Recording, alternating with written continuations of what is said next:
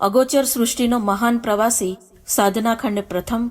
લેખક શ્રદ્ધેય doctor Pranab Pandya. Audio 5. માતૃત્વનો વિલક્ષણ અનુભવ. આંબલખેડા ગામની વચ્ચોવચ એક જૂની હવેલી આવેલી હતી.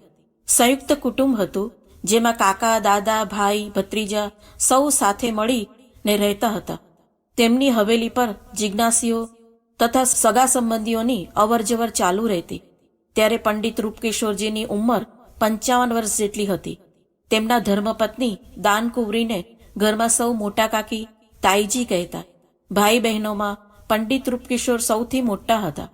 ઘરમાં જેટલા પણ બાળકો હતા તેમનું પંડિતજીને મોટા કાકા, તાવજી અને તેમના જીવનસંગીનીને મોટા કાકી, તાઈજી કહેવું સ્વાભાવિક જ હતું. મોટા કાકી કુટુંબના સૌ સભ્યોનું પૂરેપૂરું ધ્યાન રાખતા. દેરાણી અને વહુઓ માટે તેઓ જેઠાણી યા સંબંધમાં સાસુ નહીં, પરંતુ વાત્સલ્ય અને ક્ષમાથી ભરેલ મોટી બહેન અથવા મોટી કાકી જ લાગતા હતા. રાત્રિનો ચોથો પહોર થતાં જ ઉઠી જતા અને મોડી રાત સુધી જાગતા. સગા સંબંધીઓ અને મહેમાનોનું ધ્યાન રાખવામાં જ તેમનો આખો દિવસ વીતી જતો. સન 1911માં તેમને માતૃત્વનો આભાસ થયો. પ્રથમ બાળક પોતાના ગર્ભમાં આવ્યું ત્યારે તાઈજીને કંઈક વિલક્ષણ અનુભવો થવા લાગ્યા. તેઓ ખૂબ સ્વાભાવિક રૂપે બતાવતા હતા કે આ અનુભવોથી તેમને કોઈ ડર લાગતો ન હતો. કોઈ પણ અટપટા જેવું જણાયું નહીં. આસપાસમાં રહેતી વૃદ્ધ ડોસીમાઓ સાથે ચર્ચા કરી ત્યારે તેમણે જણાવ્યું કે કુળ દેવતા પૂર્વજ પ્રસન્ન થઈ રહ્યા છે. તેઓ જ આ અનુભવો કરાવી રહ્યા છે. ઘણા સમય પછી જ સ્પષ્ટ થયું કે પૂર્વજો અથવા કુળદેવતાની કૃપા કે આશીર્વાદના ફળ સ્વરૂપે આવા અનુભવો થતા નથી. તેઓ કહેતા કે એ દિવસોમાં શરીરમાં એટલી તો સ્ફૂર્તિ રહેતી અને તરવરટ રહેતો કે મોડી રાત સુધી કામ કરવું પડે તો પણ જરા જેટલી આળસ દેખાતી ન હતી. તેમને કઠોર મહેનત કર્યા પછી પણ થાકનો ક્યારેય પણ અનુભવ થતો ન હતો. પરંતુ એક દિવસે વહેલી સવારે તેઓ જ્યારે ઘરના રસોડાના ચૂલા પર વાસણમાં દૂધ લઈ ગરમ કરી રહ્યા હતા ત્યારે અચાનક તેમની આંખની પાપણો ભારે થઈ ગઈ અને એવું લાગ્યું કે ઊંઘ આવી રહી છે તથા જાણે કોઈ સ્વપ્ન નિહાળી રહ્યા હોય એવો અનુભવ થવા લાગ્યો. આ સ્વપ્ન કોઈ અજાણ્યા પ્રદેશમાં આવેલ જંગલનું હતું. જાણે તેઓ આ નિર્જન જંગલ વચ્ચે એકલા જ બેઠા હોય એવો આભાસ થઈ રહ્યો હતો. ચારે તરફ સૂર્યના સોનેરી કિરણોનો પ્રકાશ પથરાઈ રહ્યો હતો. પૂર્વ દિશામાં તપી ગયેલ અગ્નિના ગોળાની જેમ સિંદુરિયા લાલ રંગનો એક ગોળો ઉદય પામી રહ્યો હતો. એ જ ઉદય પામેલા સૂર્યનો પ્રકાશ ચારે તરફ ફેલાઈ રહ્યો હતો. વાતાવરણમાં છવાયેલી સુગંધે તાઈજીને મંત્રમુગ્ધ બનાવી દીધા. સ્વપ્નનું દ્રશ્ય જોવામાં જ તેઓ પોતાની સૂધ બૂધ ગુમાવી બેઠા હતા. પછી પૂર્વ દિશામાં ઉદયાંચલની પાછળ પ્રગટી રહેલ સૂર્યનો ગોળો ધીરે ધીરે તેજસ્વી બનતો ગયો. એ ગોળાની વચ્ચે એક સ્ત્રીની આછી આકૃતિ ઉપસી આવી. તેના જમણા હાથમાં કમંડળ અને ડાબા હાથમાં પોથી હતી. તાઈજી એ સમય સ્પષ્ટ ન જોઈ શક્યા કે કયો ગ્રંથ હતો.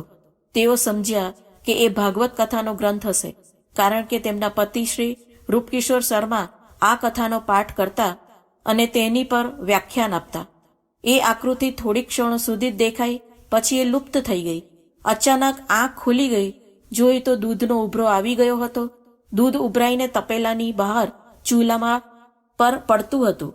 સળગતા લાકડા પર દૂધ પડવાથી છમછમ અવાજ આવી રહ્યો હતો. એ અવાજથી જ તેમની તંદ્રા તૂટી. તેમના પતિ રૂપકિશોર શર્માજી આ દ્રશ્ય સંભળાવ્યું.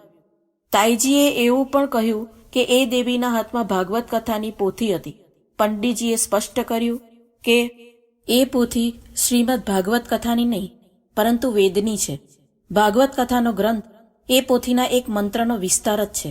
ભાગવત તથા રામાયણ વગેરે ગ્રંથોને ગાયત્રી મંત્રનું વિવેચન અથવા તેના ઉપદેશને સ્પષ્ટ કરનાર ગ્રંથો કહેવામાં આવે છે. તાઈજીને આ દ્રશ્ય પછી પણ દેખાયું હતું. એકવાર મધ્યાહ્નના સમયે કે જ્યારે તેઓ જમીને નિવૃત્ત થયા પછી સગાવાલાઓને ખબર અંતર પૂછી થોડી વારમાં બેઠા હતા. એ સમયે સાંજે કરવાના કામની તૈયારી કરતા રસોડામાં જ હતા. તાઈજીએ એકવાર ફરી ભાવ સમાધિની સ્થિતિમાં જોયું કે તેઓ એક સરોવરના કિનારે ઊભા છે. તેમાં સહસ્ત્ર કમળદળ ખીલેલા હતા. એક મોટા કમળ પર એ જ આકૃતિ બિરાજમાન દેખાઈ કે જે તેમણે પહેલા સવિતા દેવતાના વલયમાં વિરાજમાન જોઈ હતી. એક સ્વપ્નમાં તેમને પૂર્વ દિશામાં દેવતાઓના વિમાનો ઉડતા દેખાયા. તેમાં બેઠેલી દૈવી શક્તિઓ ફૂલોની વર્ષા કરી રહી હતી. પંડિતજીના કથન અનુસાર આ દ્રશ્ય અંતરજગતમાં થઈ રહેલી હિલચાલના સંકેતો હતા. આ સંકેતોને ચેતના જગતમાં થનાર પરિવર્તન પણ કહી શકાય. જ્યારે પણ કોઈ પવિત્ર આત્માને શરીર ધારણ કરવાનું હોય છે અને તે ગર્ભમાં આવી ચૂક્યો હોય છે, ત્યારે આ પ્રકારના સ્વપ્નો દેખાવા લાગે છે. એ દિવસોમાં ઘરના આંગણામાં પણ કંઈક વિચિત્ર ઘટનાઓ બનવા લાગી. તાઈજી બતાવ્યા કરતા હતા કે અચાનક ઘરમાં સુગંધ ફેલાઈ જતી, જાણે કે અગરબત્તી સળગાવવામાં આવી હોય અથવા હવન કરવામાં આવી રહ્યો હોય. આ સુગંધ મીઠી મીઠી હતી. થોડા સમય સુધી આ સુગંધ ચાલુ રહેતી અને પછી ધીરે ધીરે ઓછી થઈ જતી. એ દિવસોમાં અચાનક હવેલીમાં ગાયો ખૂબ જ આવવા લાગી. ગામડાનું ઘર હોવાથી પાસે જ ગાયોને બાંધવાનો વાડો હતો. ઘરની ગાયો તો હતી જ, સાથે સાથે બહારથી પણ કેટલીક ગાયો આવી જતી. ક્યારેક ક્યારેક તો 8 થી 10 ગાય આખી રાત ત્યાં જ રોકાઈ જતી. કદાચ આંબલખેડાના બીજા ગ્રામ્યજનોના વાડામાંથી જ આવતી હશે. લોકો તેમને શોધવા નીકળી પડતા અને પંડિતજીના ઘર પર તેમને જોઈ આશ્ચર્ય વ્યક્ત કરતા. સામાન્ય રીતે પરાયા લોકોના ઢોરને ભગાડી દેવામાં આવે છે, પરંતુ તાઈજીના મનમાં એ દિવસોમાં વિલક્ષણ પરિવર્તન આવ્યું હતું કે ગાયોને ભગાડવાના બદલે તેઓ તેમની સેવા કરવા લાગી જતા, તેમને ઘાસચારો નાખતા અને પાણી પીવડાવતા. તાઈજી એ સમયે જરૂર થોડા ગભરાઈ ગયા કે જ્યારે હવેલીમાં મધમાખીઓનું ઝુંડ આવી અને ગણગણાટ કરવા લાગ્યું. મધમાખો જેટલી તીવ્ર ગતિએ ઉડતી આવી હતી, તેટલી જ તીવ્ર ગતિએ એક અઠવાડિયા દરમિયાન હવેલીમાં 4-5 જગ્યાએ મધપૂડા બનાવી દીધા. કુટુંબના તમામ લોકોને થોડી મુશ્કેલી પડી. આ મધમાખીઓ કોઈને કરડતી ન હતી, છતાં પણ ઘરનું વાતાવરણ તો તેમના કારણે તંગ જ બની ગયું હતું. ત્યાંના લોકોએ મધમાખીઓને ભગાડી દેવાનો ઉપાય પણ વિચાર્યો. તેને માટે ગામડાઓમાં એક જ ઉપાય હોય છે, તે છે આગ સળગાવી ધુમાડો કરવામાં આવે. તાઈજીને જ્યારે જાણ થઈ કે મધમાખીઓને ભગાડવાનો ઉપાય થઈ રહ્યો છે, ત્યારે તેઓ ગુસ્સે થઈ ગયા. જોકે ઘરમાં સૌથી વધુ તેઓ જ હરતા ફરતા રહેતા. તેમને મુશ્કેલી પણ પડતી હતી, પરંતુ તેમને એ સારું ન લાગ્યું કે મધપૂડાઓને ઉજ્જડ કરી દેવામાં આવે. તેમણે ઠપકો આપતા કહ્યું કે મધમાખીઓ પોતાના મધપૂડામાં પડી રહે છે, કોઈને કરડતી પણ નથી, તો તમે શા માટે તેને નુકસાન પહોંચાડી રહ્યા છો? શા માટે તેના મધપૂડા ઉજાડી રહ્યા છો? જો તેઓ આપણું કંઈ બગાડી રહ્યા નથી, તો આપણે પણ શા માટે તેમનું ઘર ઉજ્જડ કરી નાખવું? તાઈજીના ધમકાવાથી સૌ શાંત થઈ ગયા. એ દિવસોમાં પંડિત રૂપકિશોરજી કથા વાંચવા માટે બહારગામ ગયા હતા. 8-10 દિવસ પછી તેઓ ઘરે પાછા ફર્યા. બનાવની જાણ થઈ તો તેમણે પણ તાઈજીનું સમર્થન કર્યું. આ આધ્યાત્મિક સત્ય સૌને સમજાવવામાં આવ્યું કે મધમાખીઓનું આગમન અને ઘરમાં મધપૂડો બનાવવા એ કલ્યાણકારક શિવ સંકેત છે. કોઈ પણ કુટુંબમાં જ્યારે કોઈ દિવ્ય આત્મા આવનાર હોય ત્યારે આ શિવજીનું વરદાન છે. તેમણે મોકલેલા જીવ પુષ્પોની સુવાસ અને મધ એકઠું કરીને લાવે છે. આ શિવજીની કૃપા જ છે અને આવનારા આત્માનું સાંત્વન પણ છે. ગમાના ઘેરે ઘેર વધામણા.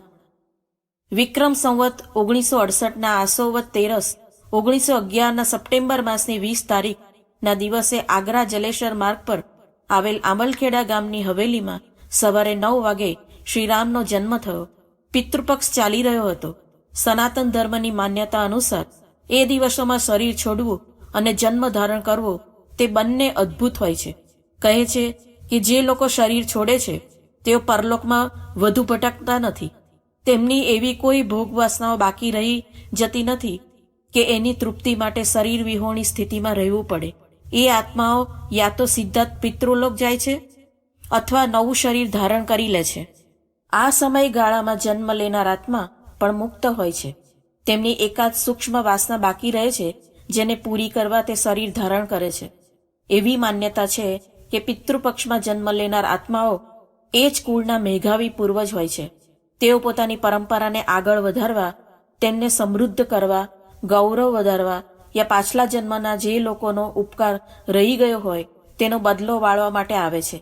પિતૃપક્ષ અને જન્મ પહેલા બનેલી ઘટનાઓના આધારે આંબલખેડાના પંડિતોએ પણ કહ્યું કે રૂપકિશોરજીના ઘરે યોગી યતિનો આત્મા પ્રગટ થયો છે.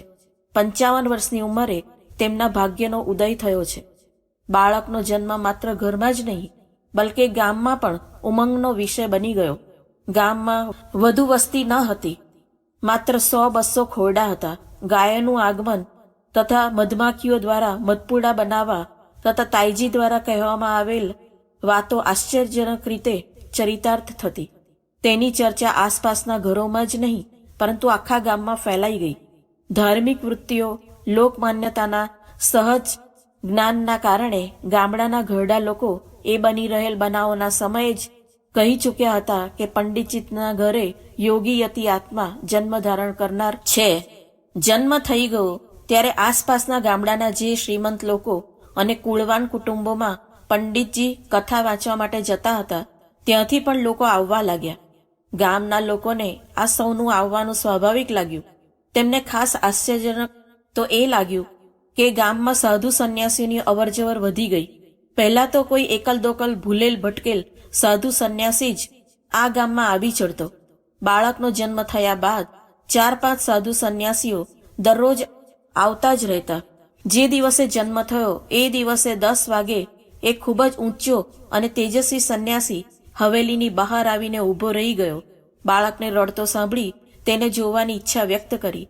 તાઈજીને થોડો સંકોચ થયો, પરંતુ પંડિતજીના સમજાવવાથી તેઓ માની ગયા. બાળકને જોઈ સંન્યાસીએ તેને બંને હાથથી ઉઠાવ્યો અને દીર્ઘાયુ તથા યશસ્વી થવાના આશીર્વાદ આપી પાછો વળી ગયો.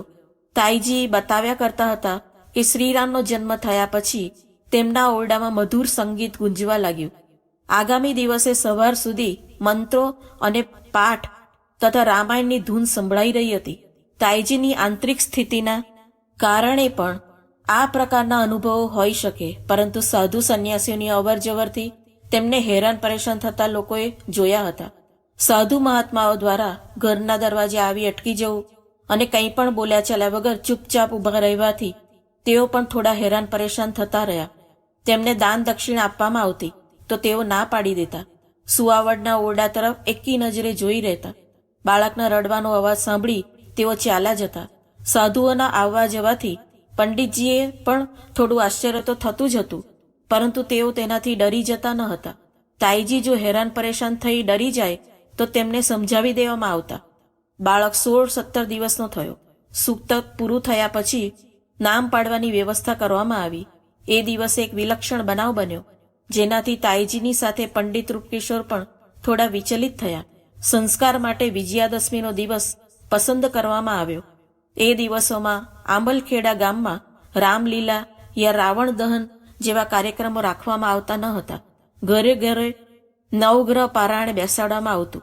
સપ્તસતીનો પાઠ કરવાનું પ્રચલન પણ હતું. મોટે ભાગે લોકો રામચરિત માનસ રામાયણનો જ પાઠ કરતા.